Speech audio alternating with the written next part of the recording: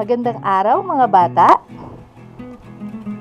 Halina't mag-aral muli sa Filipino, ika-4 na markahan. So masaya akong kasama ko kayo muli sa araling ito. So ako muli si Teacher Sheila na handang ipaunawa ang aralin at handang tumulong sa inyong pagkatuto. So matutunghayan ninyo muli ang mahalagang konsepto at ideya tungkol sa aralin na makatutulong sa inyo upang mas magabayan kayo habang nasa distance modality ng pag-aaral. And bago tayo magpatuloy, paki-like muna ang video at mag-subscribe sa aking YouTube channel. So sa pagtatapos ng aralin ito, inaasahang nakapagtatanong tungkol sa impormasyong inilahad sa diagram, chart, mapa at graph. Alam ba ninyong mahalagang mapaunlad natin ang kasanayan sa pagtatanong? Maaari natin itong simulan sa mga tanong na ilan, magkano, gaano, bakit, kailan, paano, ano, saan, at marami pang iba. Sa pagtatanong, magiging malawak ang ating paningin at pandinig dahilan upang makagawa tayo ng pagsasaliksik tungkol dito.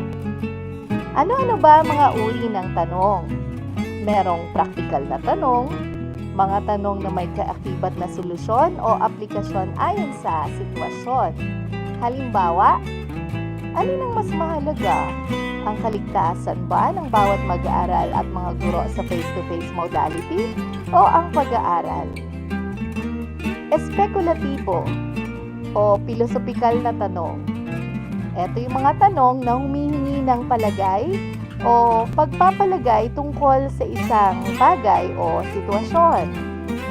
Halimbawa, gumagalaw ba ang kalikasan patungo sa paglikha o pagkasira?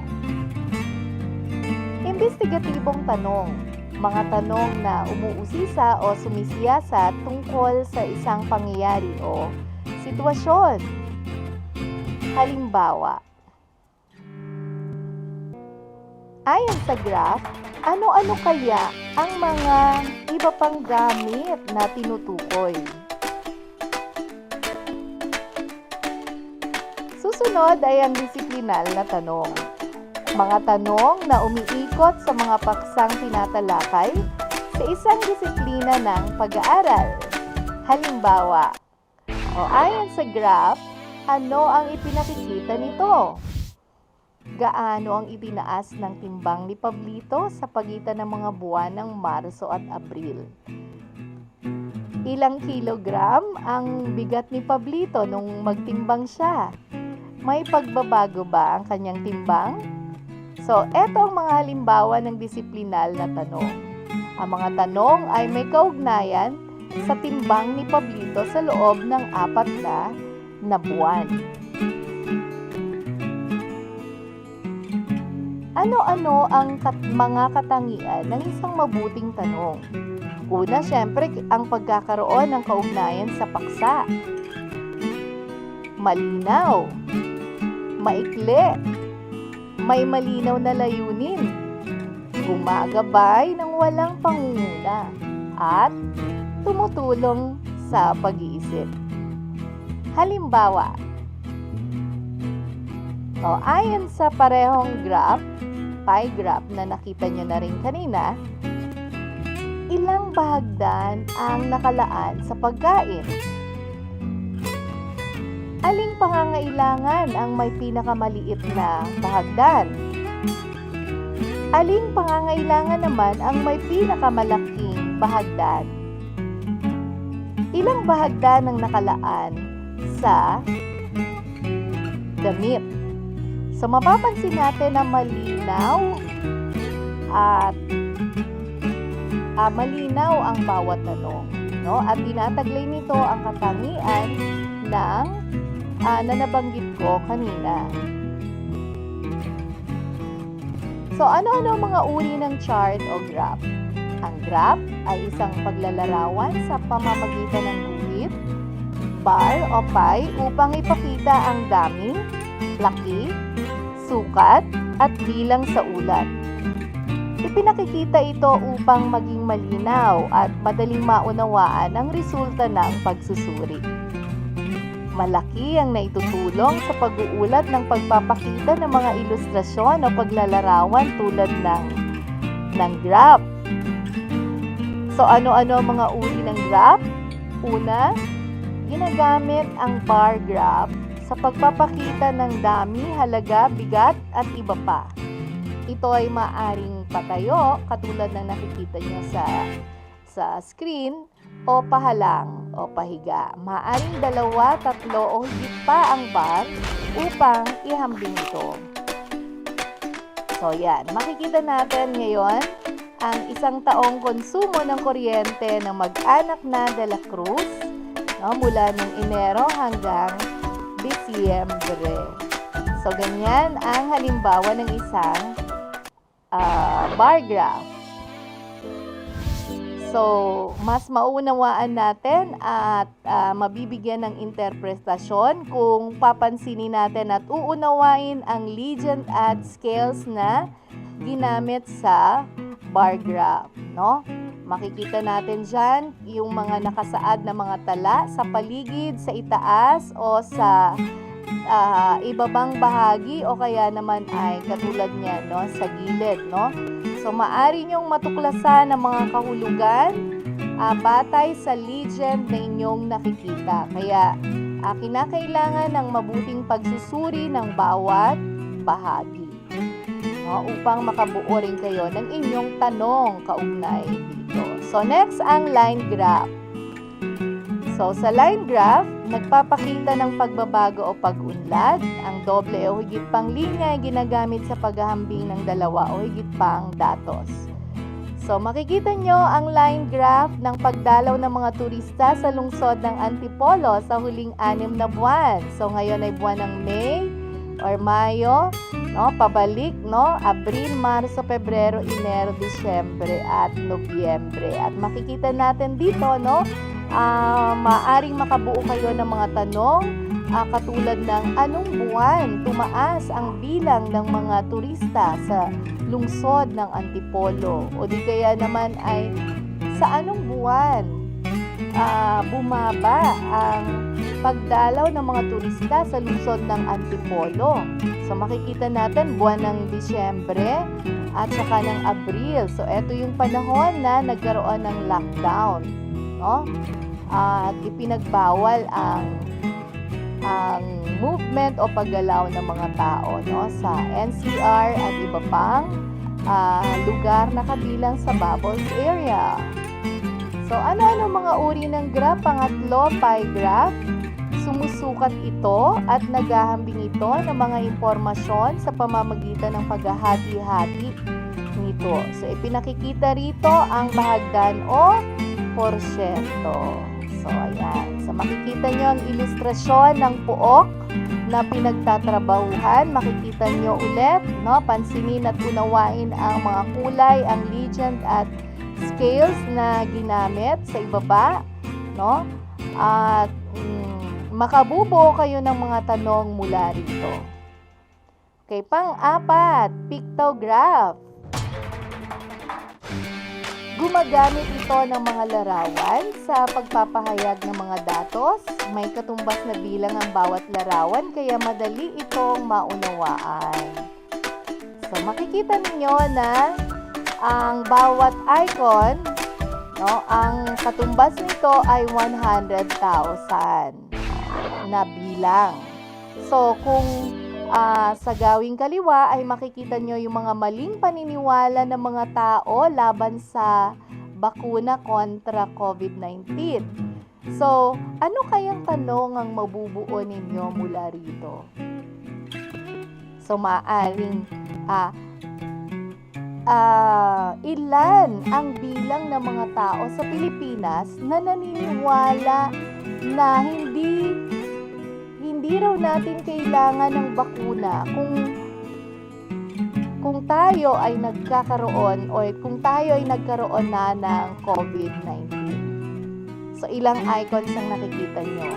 2. So, at ang sabi natin kanina, ang bawat isang icon ay may katumbas na is 100,000 na bilang.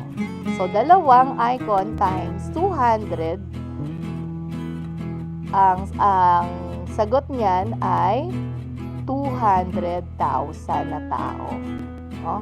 So, ano ang paniniwala na may pinakamataas na bilang ng bahagdan ng mga tao sa Pilipinas? Ilan? So, eto, no? So, dahil umano sa 60 to 70% lang ang efficacy ng Oxford AstraZeneca vaccine, hindi raw tayo nito kayang protektahan laban sa virus. So, merong 13 na pictures or icons at katumbas nito ng bawat isa ay 100,000, meaning merong 1,000,000 at 300,000 na mga tao ang naniniwala sa maling impormasyon na ito. Okay, so tingnan naman natin ang bahagdan ng mga proyekto ng Barangay San Roque.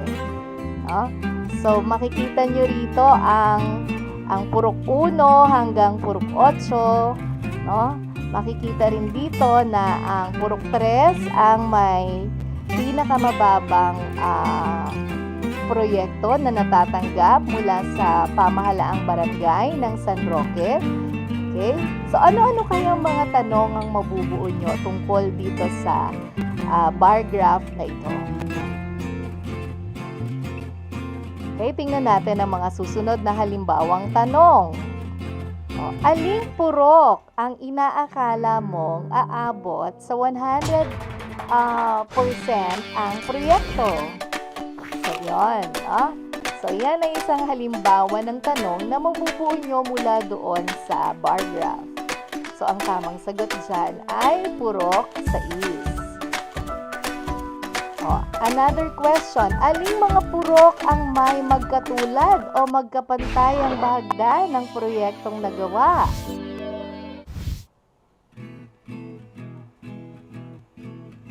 Alin? So, letter D, purok 2 at purok 5. Okay. Pangatlong tanong na maaari nating mabuo mula sa graph, aling purok ang may malapit ng pumantay sa unang may pinakamaraming proyektong nagawa? Ang tamang sagot ay purok 8. Okay? Next naman, tingnan naman natin ang tala ng benta sa supermarket ni Mang Paeng. Yan. So, anong tanong ang mabubuo nyo mula rito? Yan, yung blue, tingnan ang legend, unawain ang mga pamagat at subsection ng teksto para mas matukoy nyo pa kung ano yung tanong na mabubuo nyo mula rito. So, pansinin nyo yung legend, yung scales na ginamit, tingnan kung ang inyong, suriin mabuti yung inyong tanong. No? Tingnan kung ito ay may kaugnayan sa nakikita nyong mga tala. Okay? So, halimbawa, ayon sa graph, aling sangay ng supermarket ang may pinakamataas na napagbilhan? Ang tamang sagot dyan ay yung kasangkapang pambahay. Isa pang tanong na mabubuo natin mula doon sa pie graph. Aling sangay ng supermarket ang magkapareho ng naibenta? Kung kayo yung tatanungin ko, alin ang tamang sagot dito? Letter A, halamang ornamental at mga damit o sapatos. Mga marka ni Kayla naman ito sa iba't ibang asignatura gamit ang line graph. Okay, so tingnan maigi at bumuo ng iyong tanong mula dito.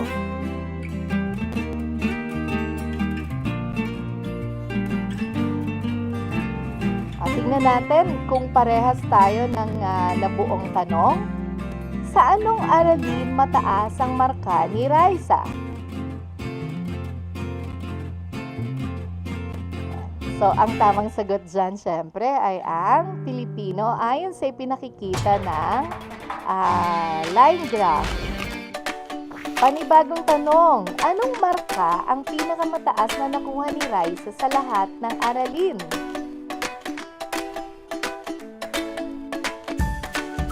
Ang tamang sagot ay letter A pa rin, 86. Pangatlo, sa ipinakita sa graph, sa anong aralin dapat mag-aral ng mabuti si Raisa? Ayan, so ang tamang sagot ay letter B, math. Ayan. So, dumako naman tayo ngayon sa mapa. So, mula sa mapa na ipinakita ninyo, pinakikita ninyo, ay maaari rin kayong makabuo ng mga tanong mula rito. So, pansinin natin, no, dapat nating tandaan ang 4 na pangunahing directions at mga secondary directions. So, ang mapa ay nagtuturo sa mga palatandaan ng lokasyon ng isang lugar. Ito ay makatutulong sa pagbibigay direksyon. So, ito ay naglalarawan ng lokasyon, hugis at distansya. So, pinapahayag nito sa atin na maaari tayong magbigay ng tanong, no, patungkol sa lokasyon, sa hugis at distansya, no, na ipinakikita ng mapa.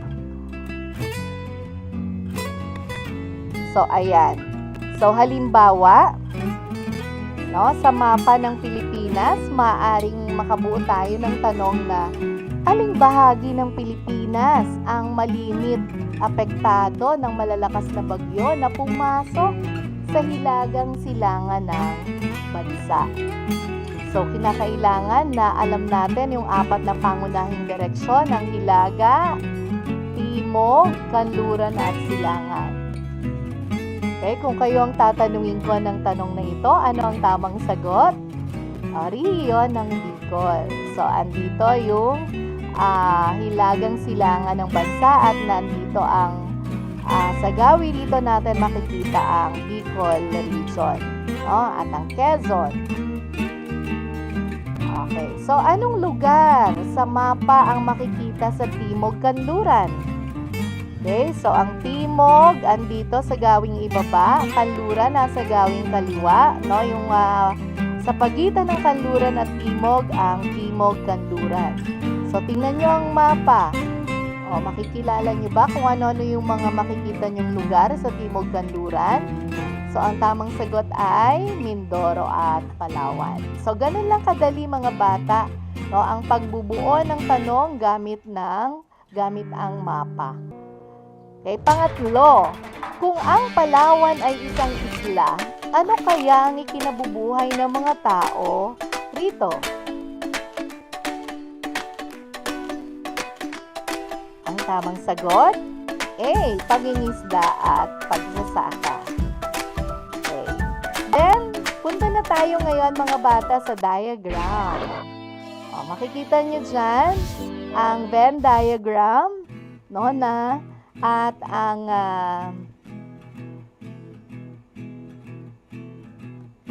semantic web, no, ng mga katangian ng isang tunay na kaibigan, no, at dito naman sa gawing kaliwa ang Venn diagram, no, ng pagkakatulad at pagkakaiba ni Peter at Hector sa isang kwentong inyong nabasa. Okay? So, ayan. Palagay ko ay kaya nyo na ngayong sagutan ang susunod na gawain mula sa inyong natutunan tungkol sa pagtatanong. O, handa na ba kayo? O, tingnan ang pictograph. Aling tanong ang hindi maaaring gamitin tungkol sa impormasyong inilahad? Hindi maaaring gamitin tungkol sa impormasyong inilahad. So, meron kayong 20 seconds para pag-aralan ang pictograph para sa mga susunod na tanong.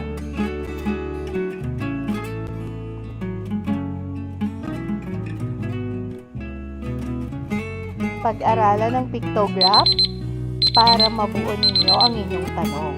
Okay, so, ayan. Aling tanong ang hindi maaaring gamitin tungkol sa impormasyong inilahad?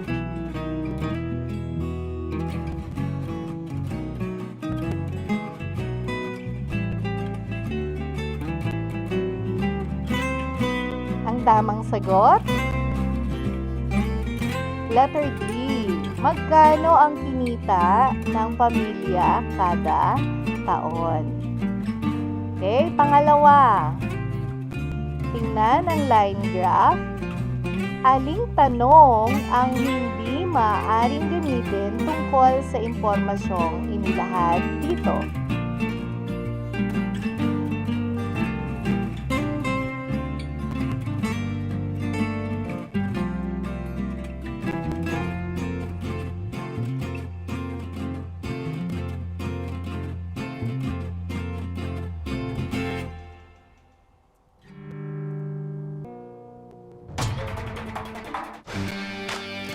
Okay? Piliin ang tanong na hindi makukuha ang sagot mula sa impormasyong inilahad.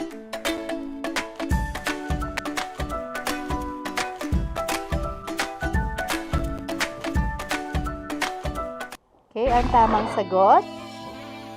Letter D. Bakit mataas ang bilang ng mamimili tuwing ika-isa ng hapon? Okay, tingnan ang mapa. Aling tanong ang hindi maaaring gamitin tungkol sa impormasyong inilahad? Tingnan maigi ang mapa.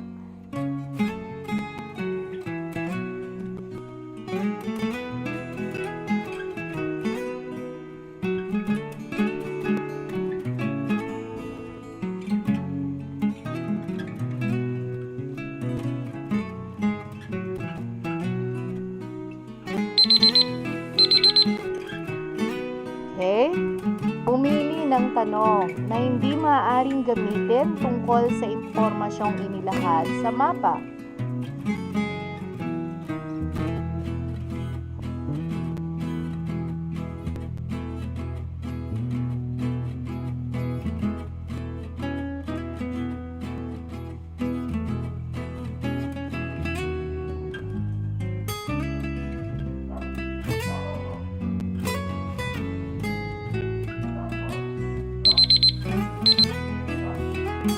Okay? Sagot, letter D. Gaano kalayo ang Southern Leyte sa Catarman? Okay, pang-apat. Ayon sa impormasyon sa talahan na yan, bumuo ng tanong kaugnay dito.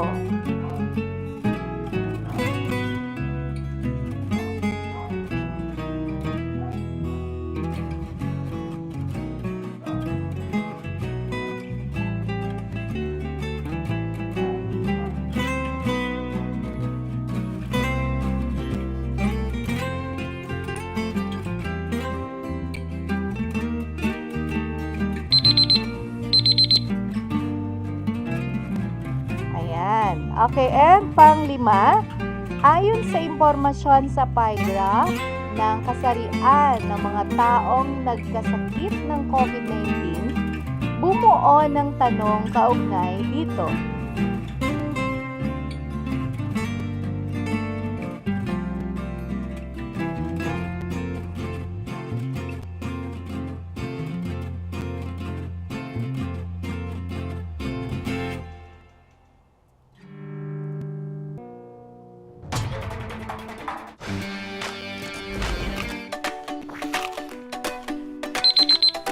Ayan. So, muli natapos na naman natin mga bata ang panibagong aralin, no? At binabati ko kayong lahat.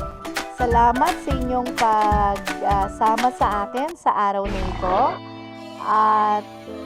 At wag lang kalimutan mag-like and subscribe sa aking YouTube channel.